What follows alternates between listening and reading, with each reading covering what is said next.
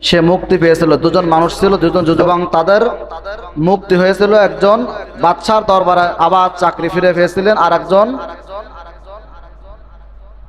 তাকে হত্যা করা হয়েছিল। যিনি মুক্তি পেয়েছিলেন তিনি ইউসুফ আলাইহিস সালামের কথা বাদশার দরবারে গিয়ে বলতে ভুলে গিয়েছিলেন। তার বলার কথা, বাদশার দরবারে যে ইউসুফ নবীর কথা বলবে যে দেখেন সে নির্দোষ, তার কোনো দোষ নাই, সে যে বলবে কথা সে ভুলে গিয়েছিল। ভুলে যাওয়ার পরে হঠাৎ বাদশা একদিন একটা স্বপ্ন দেখলেন। তাফসির মাজহারিতে বলা হয়েছে যে আলমে মিসালা, অর্থাৎ প্রত্যাকৃতি জগতে ঘটনাবলী যে আকারে থাকে, স্বপ্নে মানুষের তাই দৃষ্টিগোচর হয়। তা এই স্বপ্ন আল্লাহ তাআলা বাদশাকে দেখিয়েছেন, তারও কিছু কারণ আছে। এক নম্বর কারণ হলো যে স্বপ্নের যখন দেখিয়েছে তখন ব্যাখ্যা দরকার হবে, আর ব্যাখ্যা যখন দরকার হবে তখন ইউসুফ আলাইহিস সালামের কাছে আসবে, আর ব্যাখ্যা যখন ইউসুফ নবী দিতে পারবে তখন এই ওসিলা আল্লাহ তাকে জেলখানা থেকে, কথা বলে না, জেলখানা থেকে মুক্তি দেবে বা মুক্ত করবে। কথা বুঝাইতে পারছি? এবং আল্লাহ তাআলা তাকে এই জেলখানা থেকে বের করে আবার রাষ্ট্রের দায়িত্ব দিবে। সুবহানাল্লাহ বলবেন না? রাষ্ট্রের ক্ষমতা দিবে, তাকে মন্ত্রিত্ব দান করবে। সুবহানাল্লাহ। জেলখানার আসামি, কয়েদি, তাকে আল্লাহ তাআলা মুক্তির ব্যবস্থা করলেন। শুধু তাই নয়, মুক্তি তো দিলেনই, তাকে আবার খাদ্যমন্ত্রী বানায় দিলেন মিশরের। সুবহানাল্লাহ। আর আলেমরা, নবীরা, পয়গম্বররা যদি নেতৃত্বে আসে তো দেশের উন্নতি হয় নাকি অবনতি হয়? উন্নতি, কারণ তারা দুর্নীতি করবে না, তারা অর্থ পাচার করবে না, তারা কানাডার বেগম পাড়ায় বাড়ি বানাবে না। কথা বলেন ঠিক কিনা? ওই দেখেন না বর্তমান ধর্মমন্ত্রী হজের জন্য যে বাজেট বা যে অর্থ, সে তার কাজ সম্পাদন করার পরে যে অর্থ বেঁচে গেছে সে বাংলাদেশ গভর্নমেন্টের কাছে ফেরত দিয়েছে। খালিদ হাসান বর্তমান যিনি ওই ধর্মমন্ত্রী, কারণ তিনি একজন আলেম। তিনি কে? আলেম। বিগত এমনও আলেম ক্ষমতায় ছিল যারা রাষ্ট্রীয় সম্পদ ভক্ষণ করে নাই, মেরে খায় নাই। আর মানুষ, দেশের জনগণ এমন নেতৃত্ব চায় যার দ্বারা মানুষ কি শান্তিতে থাকতে পাবে, মানুষ তার অধিকার পাবে। সম্মানিত হাজিরিন, যে কথা বলতেছিলাম, বাদশা কি স্বপ্ন দেখলেন গত জুমায় বলেছিলাম যে বলবো ইনশাআল্লাহ। বাদশা যে স্বপ্নটা দেখলেন কোরআনুল কারিমে আল্লাহ তাআলা বলছে, সূরা ইউসুফের 43 নম্বর আয়াত থেকে আজকে তাফসীর বা আলোচনা শুরু হচ্ছে ইনশাআল্লাহ। ওয়া তাওফীক ইল্লা বিল্লাহ। وقال الملك إني أرى 7 بقرات سمان يأكلهن 7 عجاف و7 سنبلات خضر وأخر يابسات يا أيها الملأ أفتوني في رؤياي إن كنتم للرؤيا تعبرون। আল্লাহ তাআলা বলছে, وقال الملك إني أرى, বাদশা একদিন স্বপ্ন দেখলো। ইন্নী আরা, তিনি বললেন আমি স্বপ্ন দেখেছি, নিশ্চয় আমি স্বপ্ন দেখেছি। তার পরিষদের মানুষ যারা আছে তাদেরকে বলল, ডাক দিয়ে বলল আমি স্বপ্নে দেখেছি। ইন্নী আরা, আমি দেখেছি, স্বপ্নে দেখেছি। কি স্বপ্নে দেখেছে? আমি দেখেছি 7 بقرات سمان يأكلهن 7 عجاف و7 سنبلات خضر وأخر يابسات।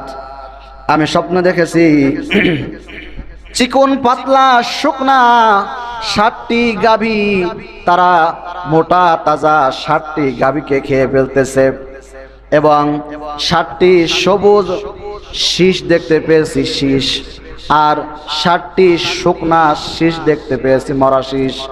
শীষ তো চিনি আমরা, কি ধানের শীষ, গমের শীষ, শীষ আছে না? এই শীষের মধ্যে যদি খাবার ঢুকায় রাখা হয়, গম চাল ঢুকায় রাখা হয়, তাহলে সেই খাবার কি হয় না, নষ্ট হয় না। এটা জানেন? এটা কোরআনের কথা। সুবহানাল্লাহ বলবেন না? বাচ্চা স্বপ্ন দেখলেন 60টি চিকন গাভী, মোটা 60টি গাভীকে খেয়ে ফেলছে, আর সবুজ 60টি তরতাজা শীষ, এবং শেষে দেখলেন 60টি শুকনা শীষ। ব্যাখ্যা জানতে চাইলেন তার পরিষদের মানুষদের কাছে, যারা ব্যাখ্যাকার আছে তাদের কাছে ব্যাখ্যা জানতে চাইলেন। ইয়া আইয়ুহাল মালাউ আফতুনি ফি রুয়ায়া ইন কুনতুম লিররুয়া তা'বুরুন। হে আমার দরবার প্রধানরা, তোমরা আমাকে স্বপ্নের ব্যাখ্যা বলে দাও। যদি তোমরা কেউ এই স্বপ্নের ব্যাখ্যা করতে পারো, ইন কুনতুম লিররুয়া তা'বুরুন, যদি তোমরা তাবির করতে পারো, যদি তোমরা জানো, আমাকে এই স্বপ্নের ব্যাখ্যা বলে দাও। বাদশা ব্যাখ্যা জানতে চাইলেন। তারা উত্তরে বলল, সূরা ইউসুফের 44 নম্বর আয়াতে তারা উত্তরে কি বলল সে কথা আল্লাহ তাআলা উল্লেখ করেছেন। আল্লাহ তাআলা বলে, ক্বালু আদওয়াসু আহলাম ওয়ামা নাহনু বিতাউইলিল আহলামি বিআলিমিন।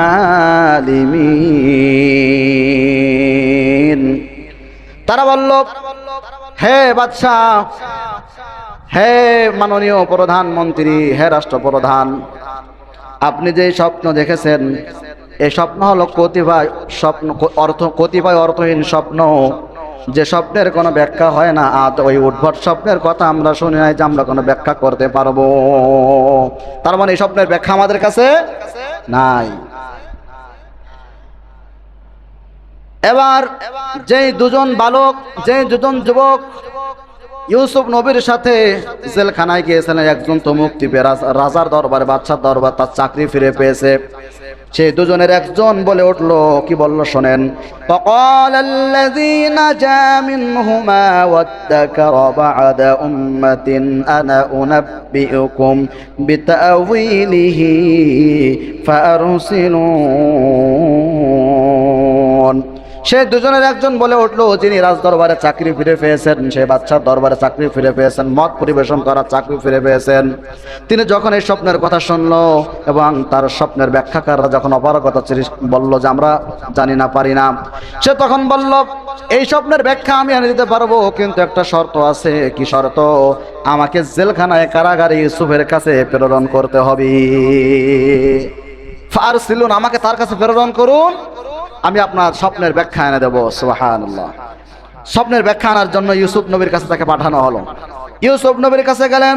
আয়াত 46 আল্লাহ তাআলা বলতেছে, ইউসুফ আইয়ুহাস সিদ্দীক আফতিনা ফি সাব'i বাকারাতিন সিমানি ইয়াকুলুহুন্না সাব'un ইজাফু ওয়া সাব'i সুম্বুলাতিন খুদরিন ওয়া উখরা বিসাত লাআল্লি আরজি'ু ইলান নাসি লাআল্লাহুম ইয়ালামুন।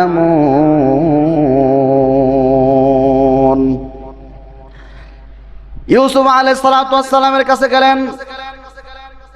যাওয়াছে, হে ইউসুফ, হে সত্যবাদী ইউসুফ, তুমি তো বড় সত্যবাদী, তুমি তো বড় সৎ মানুষ, ভালো মানুষ, তুমি তো স্বপ্নের ব্যাখ্যা জানো। তোমার কাছে একটা স্বপ্নের ব্যাখ্যা আমি জানতে চাই। আমার বাদশা স্বপ্নে দেখেছে 60টি চিকন পাতলা গাভী 60টি মোটা গাভীকে খেয়ে ফেলেছে এবং 60টি সবুজ শীষ দেখতে পেয়েছে, আবার পরিশেষে 60টি শুকনা শীষ দেখতে পেয়েছে। এর কারণটা কি? এর ব্যাখ্যাটাকে তুমি আমাকে ব্যাখ্যাটা জানিয়ে দাও, তুমি এর ব্যাখ্যাটা তুমি আমাকে জানিয়ে দাও। পরিশেষে বলতেছে, লাআল্লি আরজিউ ইলান নাসি লাআল্লাহুম ইয়ালামুন। আশা করা যায় তুমি যদি আমাকে ব্যাখ্যা বলে দাও, আমি মানুষের কাছে গিয়ে তোমার স্বপ্নের ব্যাখ্যা বলে দেব, আর মানুষেরা তোমার মর্যাদা সম্পর্কে তারা জানতে পারবে তুমি কেমন ব্যক্তি। সুবহানাল্লাহ। ইউসুফ, তুমি আমাকে স্বপ্নের ব্যাখ্যা বলে দাও। স্বপ্ন বলে শোনালেন ইউসুফ আলাইহিস সালাতু ওয়াস সালাম। এবার স্বপ্নের ব্যাখ্যা বলতেছেন, কি বলে মনোযোগ দিয়ে শুনুন। ক্বালা তাজরাউনা সাবআ সিনিনা দাআবা। এই স্বপ্নের ব্যাখ্যা হলো, ক্রমাগত 7 বছর তোমাদের ফসল হবে, তোমরা ক্রমাগত টানা 7 বছর তোমরা ফসল ফলাইতে পারবা। তোমাদের সমাজে তোমাদের জমিতে 7 বছর ফসল উৎপন্ন হবে, ফসল হবে প্রচুর পরিমাণে। 7 বছর ফসল হবে। 7 বছর ফসল হওয়ার পরে ফামা হাসাদতুম ফাদারুহু ফি সুমবুলিহি ইল্লা কালিলাম মিম্মা তাকুলুন। 7 বছর যে ফসল হবে সেখান থেকে তোমরা কিছু খাবা, আর তোমরা প্রতি বছরে তোমরা ফসল জমা করবা। এই 7 বছরের ফসল তোমরা খাবা এবং তোমরা ফসল কিছু কিছু করে তোমরা সঞ্চয় করবা, জমা করবা। তার কারণ কি জানোনি? তার কারণ হলো পরবর্তী 7 বছর তোমাদের কোনো ফসল হবে না, বরং সেই 7 বছর থাকবে কঠিন, দারুণ খরা থাকবে, প্রচণ্ড রৌদ্রের তাপ থাকবে, জমিন খড়খড়ে থাকবে, তোমাদের ফসল ভালো হবে না। এই জন্য তোমরা কি করবা? তোমরা যে 7 বছর ফসল হবে তখন তোমরা খাবা, আর পরবর্তী 7 বছরের জন্য তোমরা ফসল জমা করবা। সুম্মা ইয়াতি মিন বাদি যালিকা সাবউন শিদাদুন ইয়াকুলনা মা قدمتم لهن إلا قليلا مما تحصنون। পরবর্তী 7 বছরে তোমাদের ফসল ভালো হবে না, খরা থাকবে। অতএব তোমরা 7 বছর ফসল যে কাটবা, ফসল হবে, তখন খাবা এবং পরবর্তী 7 বছরের জন্য তোমরা জমা করবা। সামান্য কিছু বীজ তোমাদের থাকবে। তারপরে কি করবা? তারপরে প্রথম 7 বছর ফসল হবে, পরে 7 বছর ফসল হবে না। তারপরের বছর ইউসুফ আলাইহিস সালাম বুদ্ধি মেধা খাটিয়ে তাদেরকে বললেন যে তোমরা, তার পরবর্তী কোরআন বলতেছে 49 নম্বর আয়াতে কোরআন বলতেছে সুম্মা ইয়াতি মিন বাদি যালিকা আমুন ফীহি ইউগাসুন নাসু ওয়া ফীহি ইয়াসিরুন। অতঃপর 1 বছর এমন আসবে যখন মানুষের জন্য প্রচুর পরিমাণে বৃষ্টি বর্ষণ করা হবে, তাতে তারা প্রচুর আঙ্গুরের রস বের করবে, প্রচুর পরিমাণে বৃষ্টি হবে। ইউসুফ আলাইহিস সালাম এর সাথে কিছু কথা অ্যাড করে মানুষকে জানায় দিলেন। ওই যে স্বপ্নের ব্যাখ্যা নিতে আসছে যে যুবক জেলখানায়, তাকে বলে দিলেন প্রথম 7 বছর ফসল হবে, পরের 7 বছর ফসল হবে না। তারপর যেহেতু লম্বা সময় ধরে যখন ফসল হবে না, তার পরবর্তী বছরে প্রচুর পরিমাণে বৃষ্টি হবে। যখন বৃষ্টি হবে সামান্য কিছু বীজ তোমাদের কাছে থাকবে, এই বীজ দিয়ে পরবর্তী বছরে যখন প্রচুর পরিমাণে বৃষ্টি হবে তখন তোমরা ভালোভাবে চাষাবাদ করে আবার ফসল ফলিয়ে নিবা। সুবহানাল্লাহ। তাদেরকে বুদ্ধি দিয়ে দিলেন, দেখো যখন একটানা 7 বছর খরা থাকবে, ভালো বৃষ্টি হবে না, ফসল হবে না, পরবর্তী বছরে কিন্তু প্রচুর পরিমাণে বৃষ্টি হবে, আর বৃষ্টি হলেই তো ফসল ভালো হয়। আল্লাহর দেওয়া বৃষ্টিতে ফসল যেমন হয়, যতই সেচ দেন আর আপনি টিউবওয়েলের পানি দেন, আজ বোরিং করে যতই আপনি পানি দেন, বৃষ্টির পানিতে যেমন ফসল উৎপন্ন হয় দুনিয়ার কোনো পানিতে তেমন হয় না। এজন্য বুদ্ধি দিয়ে দিলেন, দেখো কিছু বীজ তোমাদের কাছে থাকবে, তোমরা পরবর্তী বছর যখন প্রচুর পরিমাণে বৃষ্টি হবে তখন তোমরা কি করবা? এই তাফসীরে ব্যাখ্যা আসছে, তখন তোমরা এই বৃষ্টিতে সেই সুযোগে তোমরা প্রচুর পরিমাণে ফসল ফলাবা। স্বপ্নের ব্যাখ্যা পেয়ে গেলেন। এবং তোমরা যখন ফসল জমা করবা, ওই শীষের মধ্যে তোমরা ভরে ভরে তোমরা ফসল জমা করতে পারো, কারণ শীষের মধ্যে ফসল ভরে রাখলে নষ্ট হয় না। এবার স্বপ্নের ব্যাখ্যা নিয়ে বাচ্চার কাছে যুবক চলে গেলেন। বাচ্চা স্বপ্নের ব্যাখ্যা শুনলেন এবং বললেন যে এই যুবককে আমার কাছে নিয়ে আসো, তাকে আমার আস্থা ভাজন, তার প্রতি আমার আস্থা আছে, আস্থা ভাজন হিসাবে তাকে আমার কাছে রাখতে চায়, পরামর্শদাতা হিসাবে। সুবহানাল্লাহ বলেন। 50 নম্বর আয়াত আল্লাহ তাআলা বলছেন, وقال الملك ائتوني به فلما جاءه الرسول قال ارجع إلى ربك فاسأله ما بال النسوة اللاتي قطعن أيديهن إن ربي بكيدهن عليم। ইউসুফ আলাইহিস সালামের কথা শুনে বাদশার দূত বাদশার কাছে যুবক দিয়ে বলার পরে বাদশা দূত পাঠিয়ে দিলেন, যাও ইউসুফকে আমার কাছে নিয়ে আসো, তাকে আমার কাছে নিয়ে আসো, তাকে আমি আমার পরামর্শদাতা হিসেবে আমার কাছে আমি রেখে দিতে চাই। যখন আল্লাহর পয়গম্বরের কাছে ইউসুফ নবীর কাছে বাদশার দূত এসে বলল, আপনাকে বাদশা যেতে বলেছে, চলুন আমাদের সাথে চলেন।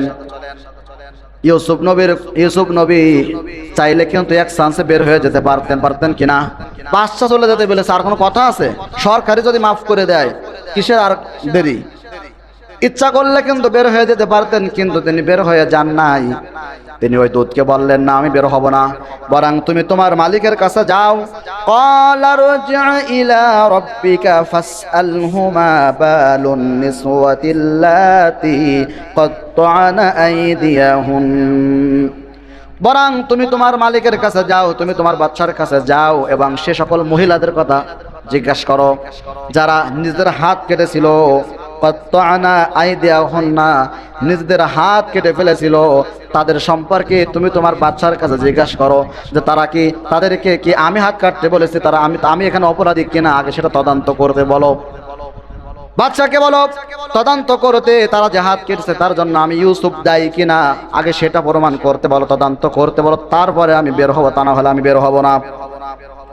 হযরত ইউসুফ আলাইহিস সালাতু ওয়াস সালাম বললেন, ইন্না রাব্বি বিকাইদিহিন্না আলীম, নিশ্চয় আমার রব তাদের চক্রান্ত সম্পর্কে জানেন। অতএব তুমি তোমার বাদশার কাছে, রবের কাছে ফিরে যাও এবং যে সকল মহিলারা হাত কেটে ফেলেছিল এবং আমাকে খুব অপকর্মের জন্য তারা বলেছিল, তার জন্য আমি দায়ী কিনা, আমি দোষী কিনা, এটা আগে তদন্ত করতে বলো। আমি যদি পুত পবিত্র হই, আমি যদি নির্দোষ প্রমাণিত হই, তবেই আমি বের হব, না হলে আমি বের হব না। কথা বুঝাতে পারছি? তাহলে তিনি কিন্তু নিজে যে পুত পবিত্র নিজেই কিন্তু প্রমাণ করতে পারতেন বা বলতে পারতেন, কিন্তু নিজের কথা নিজে বলতেছেন না, বলা উচিত না। আপনি পুত পবিত্র কিনা, ভালো কিনা, এটা বলবে কে? মানুষে বলবে, আল্লাহ বলবে যে আমার এই বান্দা কে ভালো আর কে মন্দ, কে পুত পবিত্র কেউ জানে না, জানে কে? আল্লাহ তাআলা বলে। এজন্য নিজের কি বলে, নিজের পবিত্রতা বা নিজের বড়ত্ব নিজে কখনো প্রকাশ করতে নাই, যে আমি খুব ভালো মানুষ, আমি একদম ফ্রেশ মানুষ, হ্যাঁ, এগুলো বলতে নাই।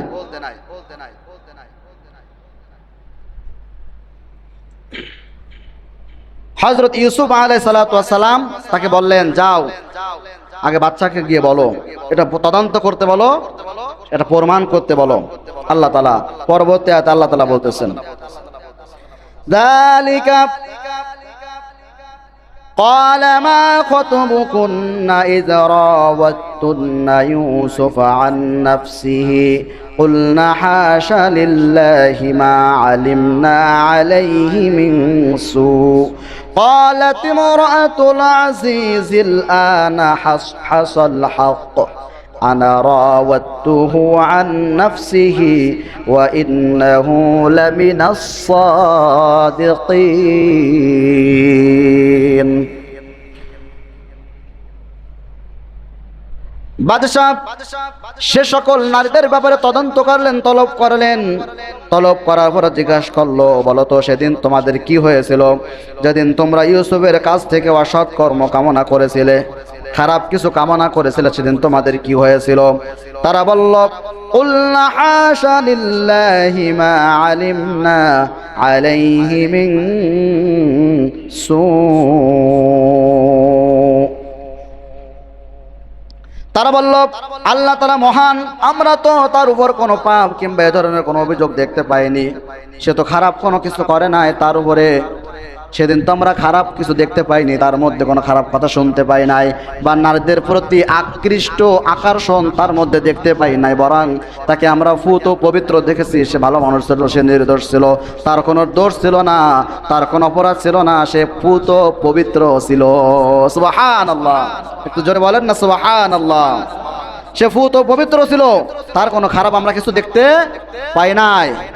এখানে মনে রাখতে হবে, ইউসুফ আলাইহিস সালাতু ওয়াস সালাম কিন্তু ইচ্ছা করলে বলতে পারতো আমি নির্দোষ, আমাকে দোষী করা হয়েছিল, আর এই সকল মহিলারা আমাকে দোষী করেছে। আর এর প্রধান উস্তাদ হলো যারা দূষিত করে যে সকল মহিলারা দোষ দিয়েছে, এর উস্তাদ হলো জুলেখা। উস্তাদ কে? জুলেখা হলো এর উস্তাদ। সে কিন্তু বলতে পারতো কি না? বলতে পারতো। এখন প্রশ্ন হলো বলে নাই কেন? এক নাম্বার কারণ হলো যে মালিকের নুন খেয়েছে তার গুণ গাবে, এটাই তো স্বাভাবিক। কারণ সে নেমখারামি করতে চায় নাই, অকৃতজ্ঞ বান্দার পরিচয় দিতে চায় নাই। এই জন্য সে তার মালিকের স্ত্রী আজিজে মিশরের স্ত্রী জুলেখাকে সে দোষী সাব্যস্ত করতে চায় নাই, তার উপরে দোষটা চাপাই দিতে চায় নাই। কারণ সে আজিজে মিশর ঘরে লালিত পালিত হয়েছে। কথা বোঝাতে পারছি? ঘুম আসতেছে? ঘুমালে হবে না, মনোযোগ দিয়ে শুনতে হবে। হাত ছেড়ে দেন, হাত ছেড়ে সোজা বসেন, একটু জিকির করেন। লা ইলাহা ইল্লাল্লাহ, লা ইলাহা ইল্লাল্লাহ, লা ইলাহা ইল্লাল্লাহ, লা ইলাহা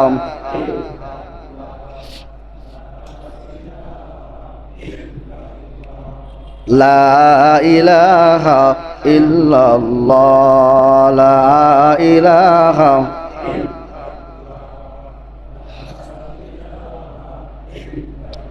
লা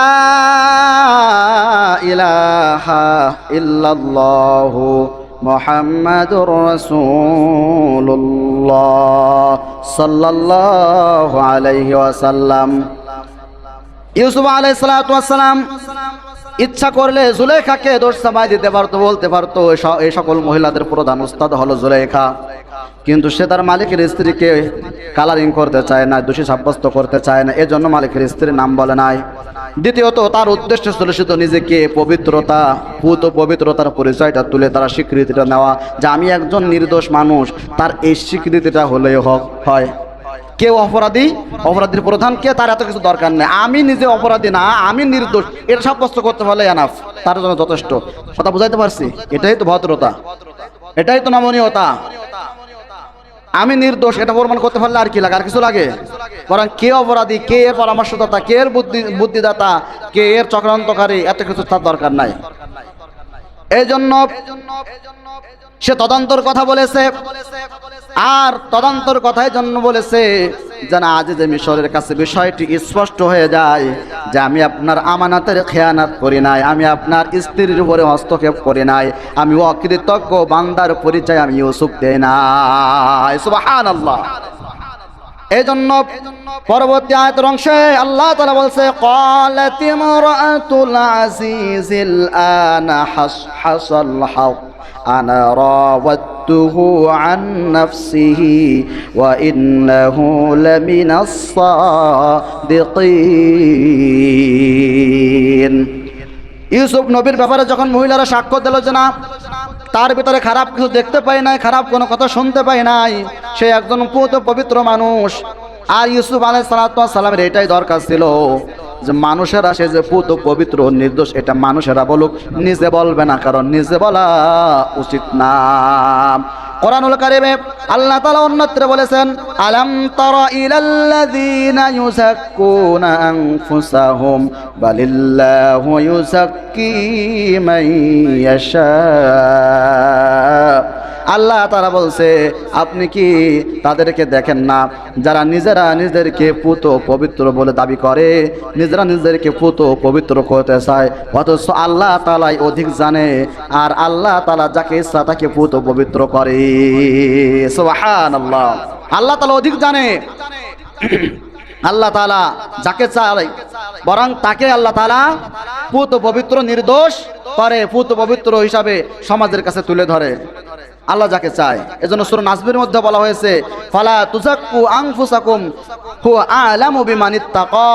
সূরা নাসবের মধ্যে আল্লাহ তাআলা বলতেছে, তোমরা নিজেরা নিজেদেরকে পবিত্র দাবি করো না, বরং আল্লাহ তাআলাই সম্যক জ্ঞাত বা সবকিছু জানেন যে কে পবিত্র, কে ভালো, কে খোদাবিরু, কে তাকওয়াবান পরহেজগার, এটা কে জানে? আল্লাহ জানে। অতএব তোমরা নিজেদেরকে বড়াই করে বলতে যেন আমি খুব ভালো মানুষ, 5 ওয়াক্ত নামাজ পড়ি, এই করি সেই করি। তুমি কি করো না করো কেউ জানুক আর না জানুক, আসলটা জানে কে? বাহ্যিকভাবে তো মানুষের কাছে তুমি দেখাও তুমি নামাজি, কিন্তু ভিতরে তুমি স্ত্রীর অধিকার নষ্ট করো, সন্তানের অধিকার নষ্ট করো, ভাই বোনদের ঠকাও, মা বাবার হক নষ্ট করো। তুমি কেমন মানুষ? দুনিয়ার 5 জন হয়তো জানে না, সমাজের 5 জন জানে না, কিন্তু আসল খবর কে জানে? আল্লাহ জানে। ইউসুফ আলাইহিস সালাতু ওয়াস সালাম আরো বললেন, যালিকা লিয়া'লামা আন্নী লাম আকুনহু বিল গায়বি ওয়া আন্নাল্লাহা লা ইয়াহদি কাইদাল খাইনিন। ইউসুফ নবী বলেন, আমি রাষ্ট্রীয়ভাবে তদন্ত এই জন্য করতে বলেছি যাতে আমার মালিক আজিজ মিশর জানতে পারে যে আমি আমানতের খেয়ানাত করি নাই, বরং আমি আমানতের হেফাজত করেছি, আমি তার আমানতের উপরে হস্তক্ষেপ করি নাই। আর আল্লাহ তাআলা ও আন্নাল্লাহ, নিশ্চয় আল্লাহ তাআলা লা ইয়াহদি কাইদাল খাইনিন, আর অবশ্যই আল্লাহ তাআলা খেয়ানাতকারীদের সঠিক পথ, হিদায়াতের পথ দেখান না। নাউযুবিল্লাহ। এজন্য কখন আমানতের খেয়ানাত করা যাবে না। যাবে? আমানত বড় কঠিন জিনিস। কথার আমানত, কাজের আমানত, মালের আমানত, বিভিন্ন আমানত আছে না নাই? আছে না নাই? শুধু যে আপনার কাছে একজন মাল রাখলো আপনি তার আমানত রক্ষা করবেন তা না। আপনার কাছে একটা কথা বলেছে একজন, সেই আমানতটা আপনার রক্ষা করতে হবে। সেই কথা আরেকজনের কাছে তার অনুমতি ছাড়া বলা যাবে না। এজন্য কথার আমানত, কাজের আমানত, মালের আমানত, সকল আমানত রক্ষা করতে হবে। আমানত যদি রক্ষা করতে না পারেন তবে কি হবে? হেদায়েতের রাস্তা পাবেন না। আল্লাহ তাআলা আমাদেরকে আমানত রক্ষা করার তৌফিক দান করুক। সকলে বলুন আমিন। একটু জোরে বলেন না আল্লাহুম্মা আমিন।